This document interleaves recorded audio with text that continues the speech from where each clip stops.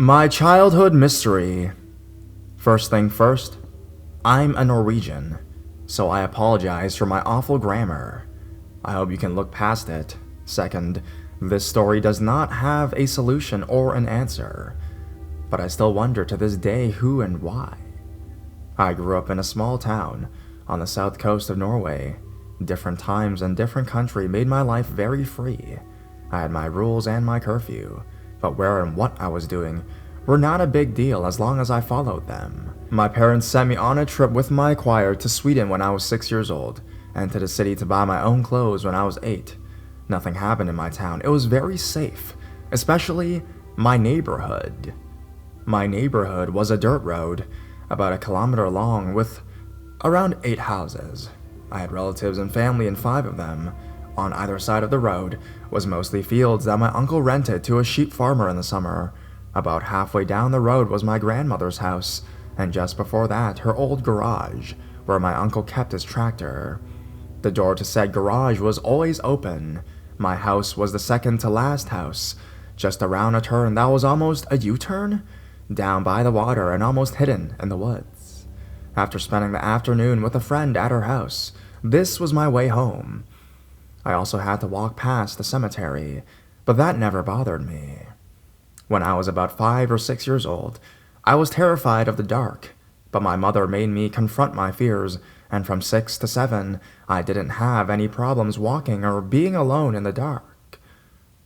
Our road did not have any streetlights.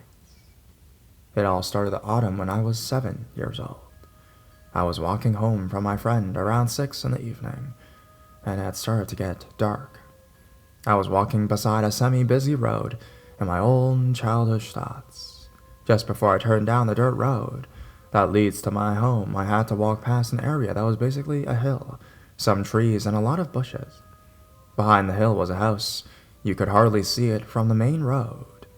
It was about 300 meters from this place to the beginning of my road. I was walking, kicking some rocks, nuts, and whatever lying on the ground, when I first heard it. Somebody was whistling at me from the trees and bushes. It was obvious the whistling was meant to grab my attention. It wasn't any melody or anyone whistling to themselves. It was more of a wheet, followed by wheet, wheet. I raised my head and looked into the woods to see if I could see anyone. I couldn't. I looked around me to see if there was anyone else around, but there was no one, not even any cars. I never stopped walking and picked up my pace. I could hear the whistling for a while, but it soon faded out, meaning the person did not follow me. I got home safe. This continued almost every time I was walking past this area, but only when nobody else was around. I almost became used to it, but was always super alert every time I passed the whistling spot. Sometimes I felt really uneasy walking past it, making me switch to the other side of the road. Sometimes I had my sister's bike and flew past the spot as fast as I could. A couple years passed this way before it started escalating. I think it was really early spring when I was around 9 years old. I walked past the usual spot and didn't hear anything. First, I was relieved, but seeing there weren't anyone else around, I found it weird. Why would it stop now?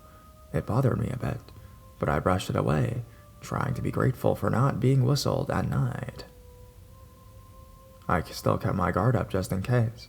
I walked down the dirt road and it was getting pretty dark. I was nearing my grandmother's house when I heard something that made my stomach drop. From the pitch-black garage, with the wide open doors, I heard the whistle.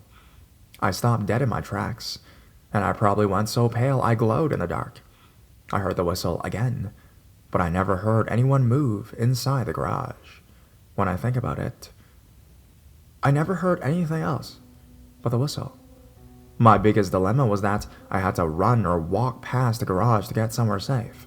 If I had started to run the other way, and the person decided to run after me, they would probably catch me before I got to help, so I decided. My grandmother locks her doors around 7 at night. I was supposed to be home by that time, so I ran as fast as I could so I could pass the garage, hoping the door wasn't locked.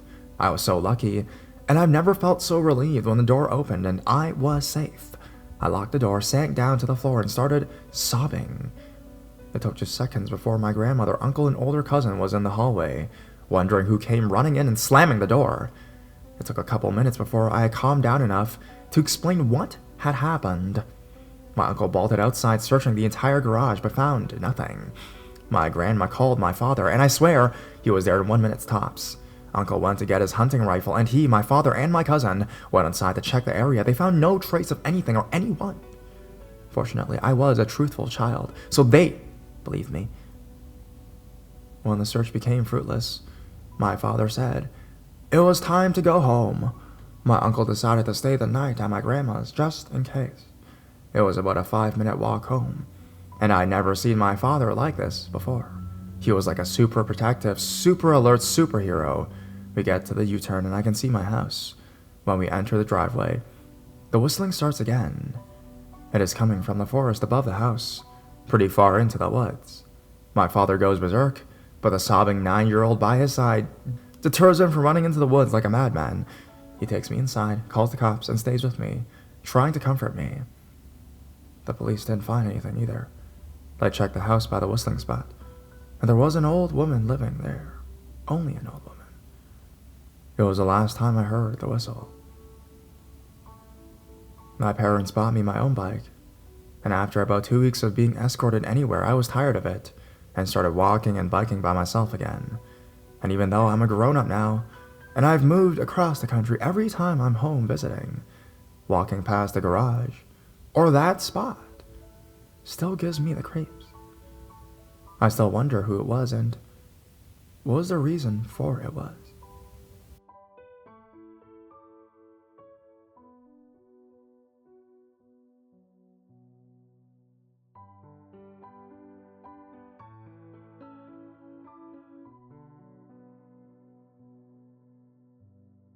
The foggy back road. Here goes. I was walking home at 1 a.m. on a Sunday morning. It was the transition between autumn and winter, cold, but no snow or rain, etc. Just cold and overcast. This night, it had gotten cold to the point where it was foggy as well. All was silent, and for whatever reason there wasn't any cars around. The street lights were very dim as well. I had 2 paths to get home. The route with streetlights that felt a little bit safer, but is really long. Or the back road that doesn't have any lights, but is only about a 5-minute walk versus 15 to 20 minutes. Me being my lazy self, I decide on the latter of the two, the unlit route. About halfway through I hear footsteps behind me, a fair distance away, about loud enough to hear nonetheless. I decide to look back, but see nobody behind me due to the fog. I decided to wait, and saw a dark silhouette of a woman walking. She seemed young from what I could see. I'd say she was mid-20s. I thought nothing of her and turned back and moved on. Suddenly I hear her footsteps speed up. Becoming slightly paranoid, I increase my walking speed a bit. She continues to walk even faster. I look back, and she breaks into a full-blown sprint towards me. I could see an intersection ahead that was about 200 feet from the road, which I crossed to get to the condo I live in. Adrenaline kicks in and I sprint all the way to the intersection without looking back. Once I got to the intersection, I stopped, out of breath.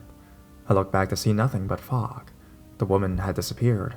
All of a sudden, from within the fog, I hear a loud cackling laugh, similar to one you hear from a witch in a movie, and she just continues to laugh and laugh and laugh, not stopping. I get spooked and Jay sprint towards the road and across it and quickly run into my home, which also happens to look out towards the street she was at, lock all the doors and windows, and look out of my living room window. There was nothing but fog. I continued to sit there for a few minutes until I see the woman again, slowly walking out of the fog. She couldn't see me since I was looking from in between the blinds, and it was dark. She stands in the middle of the street, no cars around, and looks around to her left, right. It seemed like she was looking for me. All of a sudden, something I didn't expect to happen at all happened. She broke down into tears. She fell to her knees and started to sob, as if she were extremely hurt or disappointed that she couldn't find me. She sat there on her knees and sobbed, constantly for 5 minutes. Afterwards, when she calmed down, she just got up and left, still quietly whimpering as she walked down the cross street away. 3 weeks later, the same situation occurs. I'm walking along the same road, same weather, fog and all. The exact same thing as the last encounter with a woman happens again. Except this time, I stopped across the street, turned, and looked back towards the fog. Soon enough, she walked out and stared at me from across the road. After about 2 minutes of us just looking at each other, she just turns around and walks back into the fog.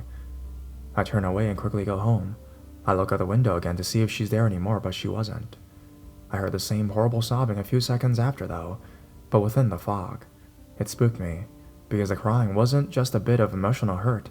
It sounded as if she were crying over something majorly painful in her life both times, like a murdered husband, or if her house had burned to the ground. It sounded as if her life was ruined, both times. It's been almost a year since these occasions happened, and I haven't walked down that road in the dark again for fear of seeing her again. But the question still sits in the back of my head. Who was she? And why was she doing this? What was she crying over?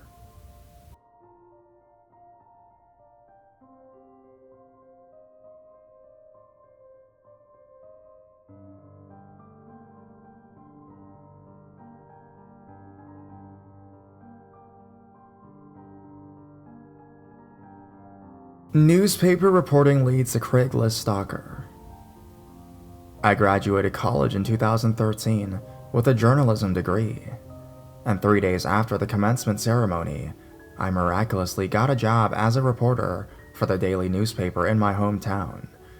For about a year and a half, I worked as a reporter, and during that time, I managed to somehow attract a stalker.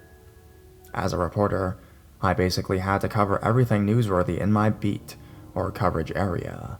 This included local politics, meetings, police blotters, and events. During autumn, the area I covered had a shit ton of fall festivals and fall activities to write about and take photos of. I was basically attending 2 to 3 festivals almost every Saturday in the months of September and October. In order to be a reporter, one has to walk up to strangers and basically interrogate them. It's as simple as that. My goal during these events was to get as many quick interviews of people saying the same bullshit over and over, and then try to get as many quality photos of kids in Halloween costumes fighting over candy and carving pumpkins as I can. Then, I'd move on to the next festival, which would feature the exact same thing, and I'd do it all over again. During this time period, a friend of mine who requested Craigslist for God only knows what, told me he found an ad in the missed connection section, and he thought it sounded like me. He sent me the link. The ad said, "I saw you at the Smithtown Fall Festival 2 weeks ago, and again at the Jonesville Festival last week. I think you're a reporter because you carry a notepad and camera. You have long red hair, you're kind of tall, and you have a beautiful face. I'm in my late 30s. I have brown hair and I'm 5'11". I want to talk to you again. If you're a reporter, you're probably going to be at more festivals. I'll try to track you down. If you see this, please write me back. I want to take you out. I could see myself really falling for you." At first, I accused my friend of writing that up, but he continued to deny it, and I realized he didn't really know what I covered, and didn't follow the news too closely, so it couldn't be him. I showed my boyfriend and he was freaked out, but I assured him it could possibly be a reporter for the paper in the next town over. I didn't think it was about me. The next day, I had to attend another festival. I kept my eyes peeled for any creepy men, but honestly, a lot of men I talked to as a reporter were overly flirtatious, and it wasn't anything new. I forgot about it and did my thing. Around the same time this was happening, my boss told me and the rest of the staff to create a Facebook profile strictly for work so that we could communicate with sources and citizens of the community. I think this was how my stalker found out who I was, because he could finally place a name with a face. I wasn't just a mysterious beeline anymore. I think he ended up finding my personal profile shortly afterwards, and he created another missed connection ad. "I realize you are in fact a reporter. You're fantastic, but you have a boyfriend, John. You're too pretty for John. I could give you whatever you wanted. You would look better with me. You looked at me at the last festival and my heart nearly burst. I just want to make you mine. Please respond." After reading that ad, I was legitimately frightened since he knew more details. I tried to remember the faces at the events I went to and the people I talked to, but there were just too many people to pinpoint, and I still don't know who he was. I didn't hear from my mystery man for nearly a month after the second ad. but his third message was a little different. He did some homework and realized what meetings I covered and when they were. While I was in a meeting one November night, he left a note in my windshield wiper that simply said, "I love seeing glimpses of that red hair," with a big heart. Freaked out that he knew which vehicle was mine, I asked one of the council members from the meeting if there was camera footage of the parking lot. After explaining my situation, the council member let me look at the footage. All I could make out in the video was a green Dodge Neon pulling up, and a man in a New York Yankees hat quickly getting out, put the note on my windshield, and peek into my car at my belongings. It made me shiver. I couldn't make out the license plate number, but I at least knew what he drove. About a month after that incident, around Christmas time, I received another note under my wiper while my car was parked at work. This one read, "Have you been naughty or nice?" And a red carnation was attached. At this point, I was sick of being scared and wanted his bullshit to end. So, in around a few months later, I was coming out of the office late one evening. I got into the habit of thoroughly checking my surroundings and always walked to my car with one finger ready to hit the panic button on my car keys and my other finger ready to spray some perfume in this creep's eyes. As I neared my car, I noticed what looked like a green neon parked near the edge of a nearby building, barely hidden with a streetlight making it distinguishable. I looked harder, trying not to be obvious, and saw what appeared to be a person's silhouette. I got in my car quickly and left the parking lot. The neon followed me. At first I tried losing him through lights and turns, but then I decided I would change things up and find a way to follow him. I pulled into the stranger's parking lot and waited for a second for him to drive by, then shifted into reverse and started casually following him. He ended up leading me to Walmart and went inside to shop. He must not have realized I followed him there. I quickly scribbled out a note to him which read, "Please stop contacting me. If you contact me again, I will have you arrested. If I see you anywhere near my workplace or home, I will contact the police." I put the note in his windshield, wrote down his license plate number, and quickly drove away. He didn't contact me or make any ads aimed at me for a year after that. Then, around February, he realized I no longer worked at the newspaper anymore and made his last ad on Craigslist. "I don't see you anymore. I miss it. I miss it. I wish you would reach out to me and talk to me. I would charm you. You would love me. I see you're still with him. You look happy, but looks can be deceiving. I'll always love that hair. I'm sad how this ended." I deleted my Facebook after reading that. I cringe every time I see a green Dodge Neon.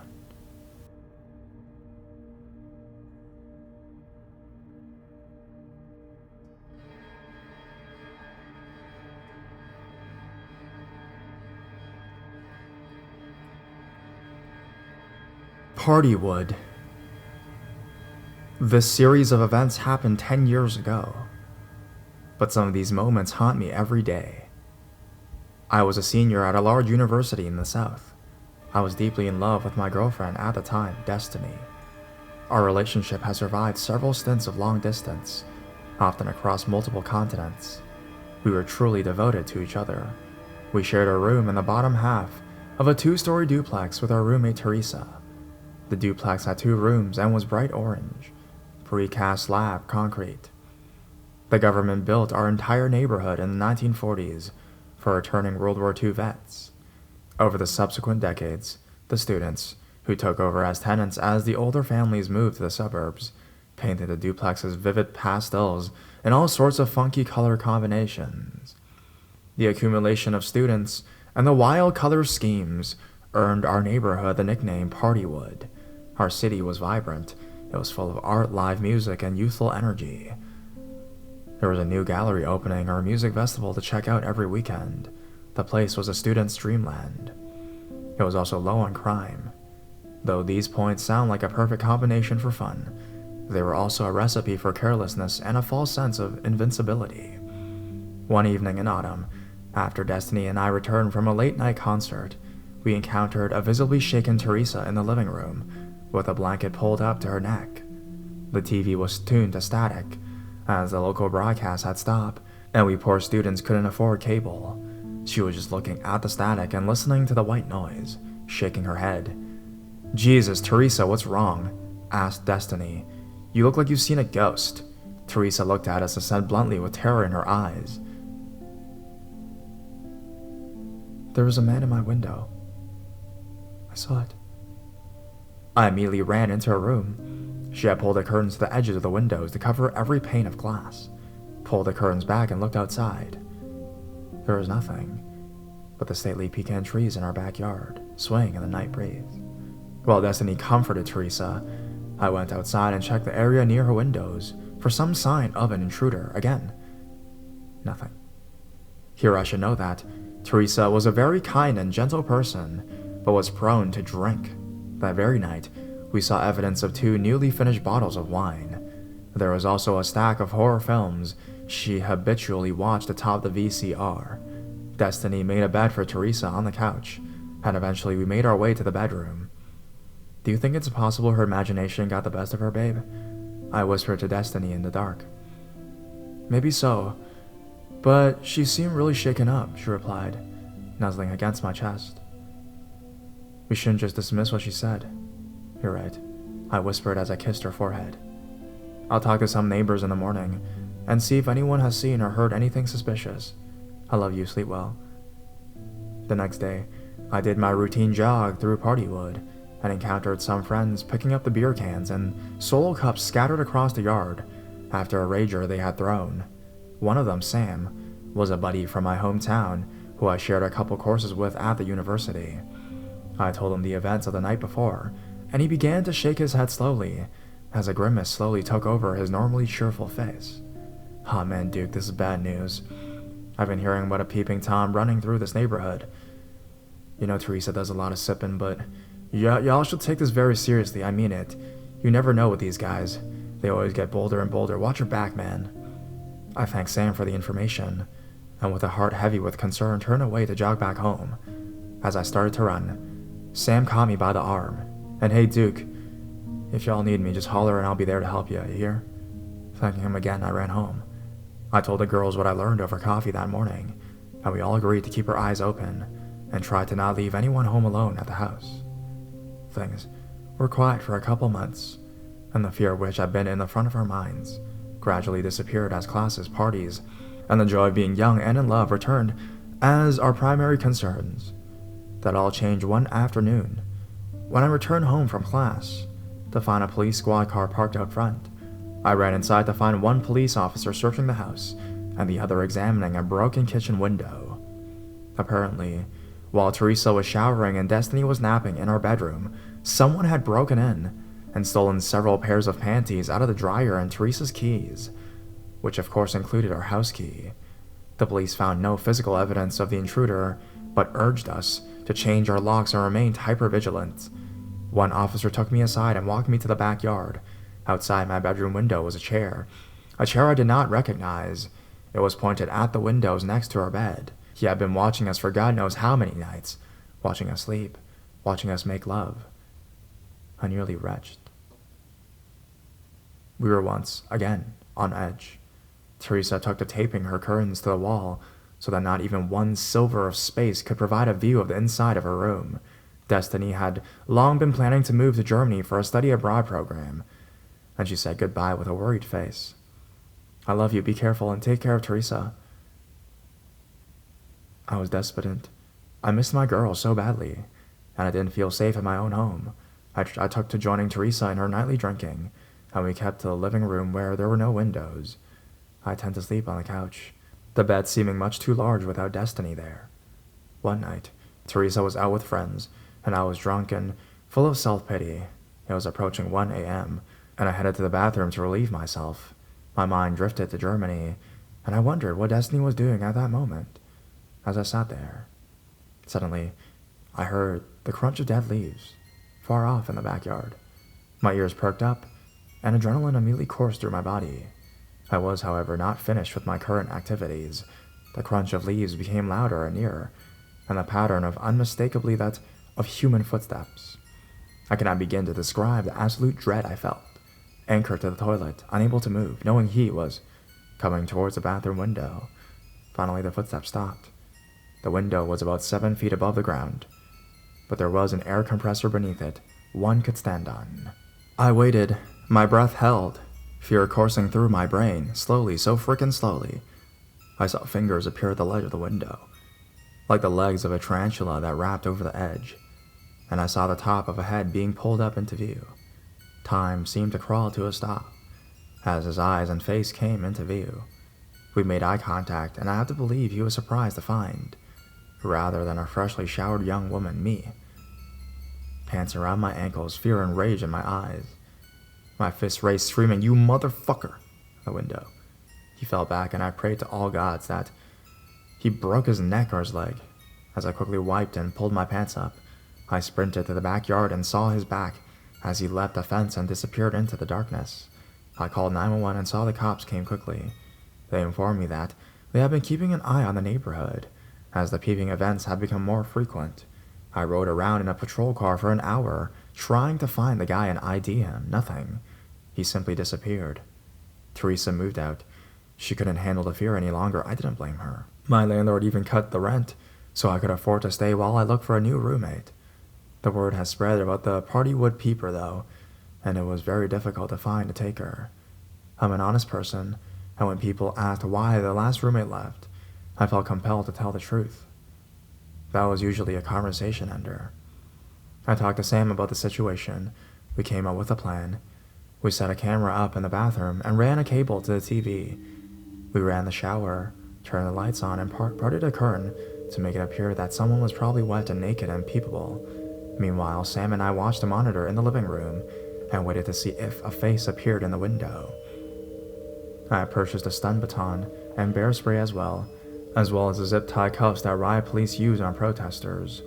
We intended to run to opposite sides of the house, bear spray his face, zip-tie him, and take him inside, where I honestly planned to use the stun baton on his testicles until the police arrived. I know, this is savage.